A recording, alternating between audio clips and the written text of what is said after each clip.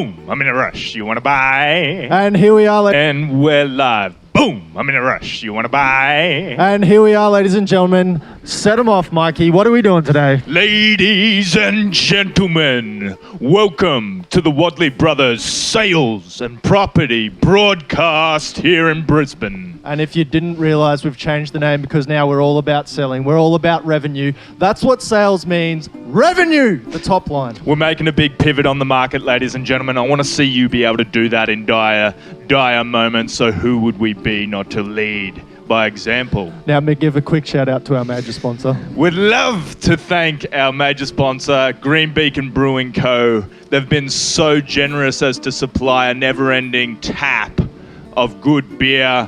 Based there in Newstead, grab the 10% discount on their core range online with the code word IronDrake. I'll put the details in the show notes. Now, Mick, today what we're talking about is sales as a sport. Sales, too many people think sales is a 9-to-5 job. No, it's not. It's trainable. You have to be coachable. You have to be looking for little angles of approach. You have to train. And by train, we mean develop a system. You want to have your prospecting system, your qualifying, appointment setting, presenting. You want to be able to manage those objections, close them down, follow up, follow through, and finish it. You have to see it like going to the gym. You've got your 5-day split. Well, now you've got your 7 different aspects of selling. Master them one at a time because they cascade. You have to get your prospecting before you get your qualifying, and you have to put in the hours. And guys, it's relieving to see it like this because you can now have your different segments, build them out so it's something that interests you, entertain yourself, then you come across as if you're really into your product and people are going to buy in. Tacit approval is a powerful thing. Take the guys down in the Queen Street Mall, for example, the Bible bashers. They believe in their product so hard, they've read up on it so much that they will just keep plowing until you agree with them that Jesus Christ is our Saviour, yeah. and God actually created. I've seen those blokes sweep people off their feet. They were in a rush, but this guy just kept looping and ploughing and getting through those objections because he loves his product. He believes in it. Absolutely. Now, it may seem overwhelming. I'll take you back to my start in sales. It was in the solar industry, and I stumbled upon a great base. The ability to sell from the heart, deliver your philosophy, why people should emotionally engage in your business. You also want to shut up and listen after asking some very pertinent questions. You want to shut up and listen, and once people feel like you're listening, they'll spill the beans. They'll allow you to have the information you need to tailor your product to exactly what they desire, because what they'd like to see out of their investment. Because if you don't listen, how can you possibly know what you're trying to do? And then all you're doing is shoving a brochure down their throat, and they might not even want what you have. Yeah, exactly. Being the most uneducated salesman in the team, I was still hitting great numbers. And it's because I didn't actually know the statistics and the data and the nitty-gritty that the customer didn't want to know. I was therefore put in a position where the only way I could talk as if I knew what I was talking about, was to ask some great questions and to deliver some background on the business, the fact that it was a family business. We take care of our customers with the guarantees we were offering and everything like that.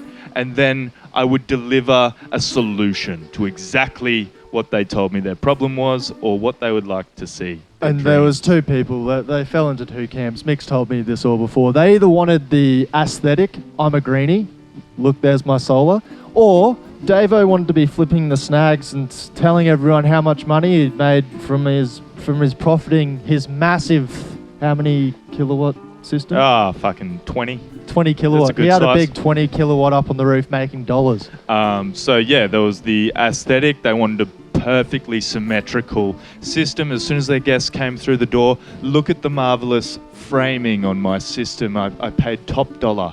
And then there was the other guys who didn't care. They just wanted the most bang for their buck, would cram 20 panels on the north face, almost make it illegal, then couple here on the west face, just to get them as much bang for their buck as possible. So this is only through asking questions. They never in that entire conversation asked, but what's the percentage of heat ratio that I get out of my No one cares. I'm trying to find some shit statistic, but I never got what into I would it. like to say, and this rolls into our next point, Mick, it's a testament to your natural ability as a salesman. You need to ask questions, but normally I prescribe to the idea you don't practice on your prospects.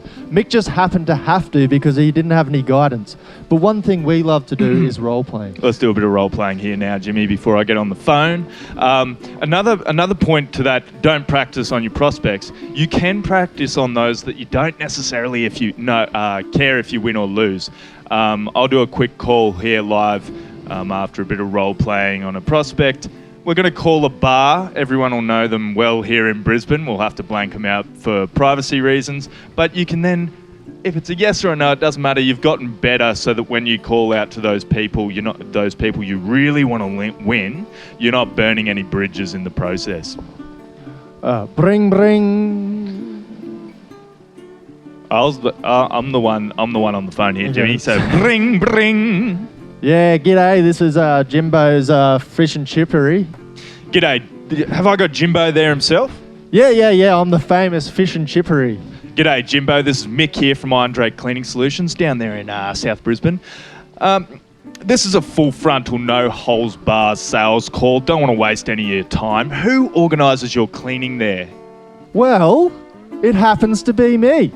Perfect, just the man I needed. Now, are you entirely fulfilled with your cleaning provider down there? Are you seeing great consistency, perfect communication? You know what, Mick? I have to tell you sound like a good bloke, and this is unfortunate. I'm pretty happy. Listen, Jimbo, believe it or not, I hear that all the time. It could be that your company's not implementing the latest technology to get you the biggest bang for your buck. You might not pay a whole lot of attention to your cleaning, and so you don't realise how much it could pop for your customers walking through that front door I'll tell you at what. the same rate. Tell you what, Mick, I can hear the passion in your voice, and I bet your cleaners know how to use a mop well. Look, I can hear it. Jimbo, you're a good man. I'll be down there for a comparative pricing on your current service provider. When suits. Monday morning, let's look it in. Perfect. Okay, let's go. Let's roll right in. Let's go live. Jimbo, you entertain the good people. I'm going to get them up on the Call phone someone here now. different to who we called. Maybe a one-off rather than a conglomerate. Mm-hmm. Now, guys, who we're calling today is a bar, and we don't really service bars, but if it was the right deal, we would. That's why it's not disingenuous for us to call them, because we could help them. They just don't happen to be our niche. And we're going to go more and more into who our niche actually is in the coming episodes.